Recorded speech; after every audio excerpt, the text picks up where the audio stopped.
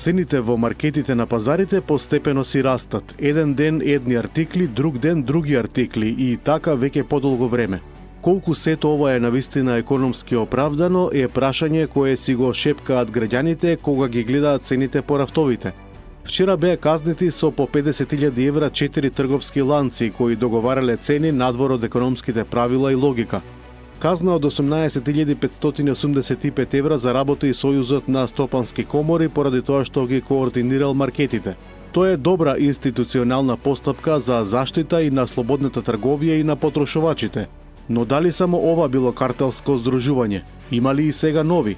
И она што е многу важно, институциите да откриваат имали во праксата цени кои содржат премногу маржа во себе. Пред десетина месеци инспектори констатираат дека кај дел од трговците на мало има над 20% маржа на основните прехранбени производи, додека кај увозниците и дистрибутерите се евидентирани повисоки маржи и до 50%, па владата воведе ограничување на маржите.